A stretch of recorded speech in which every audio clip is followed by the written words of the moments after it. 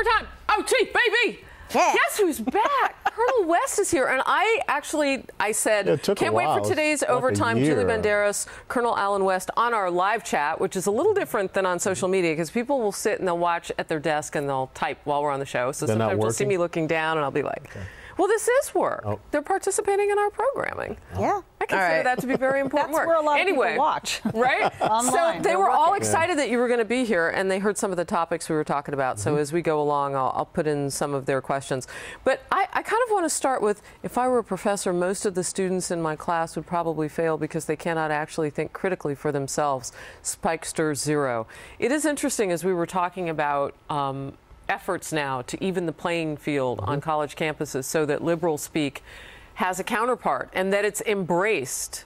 And then a little difference in opinion about how we bring that on campuses. I mean, when you have Maxine Waters presenting at the MTV Video Music Awards, getting, I think, the Resistance Award or presenting the Resistance Award, you're talking about icons of the far left who have these huge platforms in pop culture. MTV has huge following between, I believe it's 12 and 16-year-olds. So they're being indoctrinated at a very young age. And I speak from experience because I was someone when I was much younger, when I was a teenager and in my early years in college, who, when you watch things like MTV, you don't even realize how they're brainwashing young people, that if you're even a conservative or Republican, it's like a dirty word. And these kids aren't thinking for themselves. I certainly wasn't thinking for myself when I was 16 about the global implications of having a Democrat elected president. So I'm concerned with that, and I love that this guy Charlie Kirk, I believe his name is trying to do this. God love you, but there people like Charlie Kirk, and I say this with respect, need to understand that your love and passion for conservative politics doesn't come as easily for a lot of young people, and that we need to communicate with them and teach them why small government is so important, why having a strong, robust military is so important, and do it in a way where you don't sound preachy or sanctimonious, which I say this as someone who felt preached to when I was much younger. Interesting. So we have a lot of fans. And now I'm like a full-blown hardcore conservative who can barely No, go to dinner parties you? with left. Now I can't even go to dinner parties with people on the left I don't even know anymore. what your opinions are. You're so shy. I'm really quiet. We have a lot of people weighing in on, I'm on Facebook. I think you're looking at Outnumbered Overtime. Can I see the bubbles? The bubbles are flowing. Oh, there they go. Everybody always asks me, why is Sandra on her phone? You're Because reading I'm the reading Facebook Live, okay? So send us your questions. Matt Youngblood enjoyed the previous segment on TV. I'm a conservative and was elected to SGA at my campus. A lot of fans of Colonel West. Kathy Silva says, Colonel West, smart, eloquent, soft-spoken, great patriot and role model. You. Come on down to OT and bring the Colonel from, it's that skip, so I couldn't tell who that was from. I think patriot is the best compliment. When someone calls me a patriot, it makes me so happy. But Megan, you bring up a good point in that we were talking about earlier about the messaging thing and the Republicans and how they always seem to be on the defense and never on the offense. We have got to start that early on to get young people to understand, and we also have to be able to take these somewhat complex, issues or whatever, and boil it down to a level where everyday Joe and Jane America can understand, especially young people. I remember when my daughters asked me, Dad, explain to me socialism. I said, sure. I said, go get your iPads and your iPhones and bring them to me. And they're like, what are you going to do? I said, just bring me your iPads and iPhones. And so I took them and I said, I'll see you later. I'm going to go down here and I'm going to give them out to some of the people on the street. You can't do that. I said, why not? I just made a decision that you don't need it. I mean, you can borrow my phone.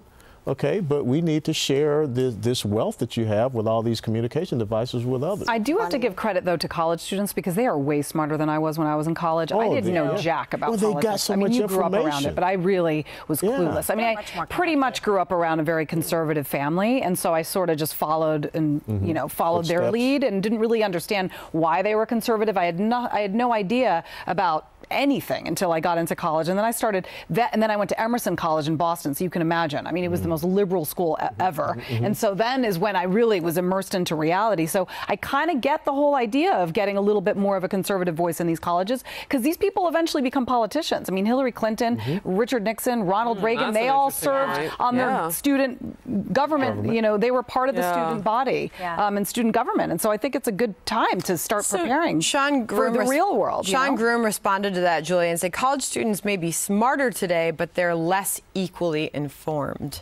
That's true because all their professors are liberal, like you were saying. I mean, there is a liberal voice that is infiltrating their minds. So I think you do need both sides. It's an echo chamber in some of the biased media, and so it's not just that it's sitting alone. Right. Every time there's something gone wrong with those liberal students, the media amplifies that. Yeah. I mean, look at just what we've seen with certain speakers going to campuses. Look at the Ann Coulter situation. Absolutely. When a Democratic speaker goes to a conservative venue, you don't hear that. No. And if there were ever a problem, you still wouldn't hear it. But Andrew Breitbart, may he rest in peace, the great Andrew Breitbart, he always debated that we had to start winning culture wars as well. And I still think that's accurate and correct, and the left continues to indoctrinate young people and I believe brainwash them into thinking things like socialism could somehow by the way, my thing is Google Venezuela right now. If you want to be like Venezuela, you like socialism, they don't have toilet paper or food right now. So look at those crazy. Donald West and I have been talking about that. And what you have to come to realize, why is it that UC Berkeley or many of these liberal colleges and universities, they don't want conservative speakers to come in? I mean, if you believe why do you think it is? Because they don't want to be challenged. Because they don't agree with them. Yeah. No, they don't want to be challenged. They don't want to be challenged. You know, the largest Christian university in the world, Liberty University, said to Bernie Sanders, here. Yeah, exactly. Come and why didn't that make headlines? Because it was such a conservative university inviting. Right. The godfather and liberal media socialism. don't want to. Going back to your point about Venezuela, though, and what Colonel West and I were talking about before the show, what about the lack of coverage there? Yeah, that's true. Where's the mainstream media on that? On Twitter, actually. There's no food. There's no medicine. These people are dying in the streets. No, it's so true. Yeah, but a lot of young people are getting their information online, and that's the other thing. I mean, because most of these websites are a lot of left-leaning. That's where the whole fake news came out of. I mean, that whole fake news ideology came from websites online. And where do young people go for their news? They go online, and that's kind of how it all perpetuates. That and then candidate Donald Trump saying it every 5 minutes on the campaign trail. He has definitely exploded it. He's taking it to a new level. 21 is but that is where it originally originated from. And normally I wouldn't take this, but it does kind of get to the border issue. Harris, what attracted you to live in Nogales? I'm actually just north of Nogales. Rio Rico is where I got married. So that's south of Tucson. How often do you visit the other side of the border? I was there just a couple of weeks ago. The border issue, oddly enough, was a singular issue for so many people, more than healthcare, more than the other things that we're talking about right now. And I don't know, does it come back as a big issue, do you think? The border issue is not just, a local issue. It is a national security issue. It's an economic issue. It's a terrorism issue. I mean, it has so many different tentacles, if you want to put it that way, and second and third order effects. And so I don't think it goes away. And if we're supposed to be a sovereign nation. And if we don't believe that we are a sovereign nation and we are supposed to have these open borders, then I think that we have people that believe that the United States of America doesn't truly exist. And so we've got to stand up and articulate that in a very simple manner. Interesting.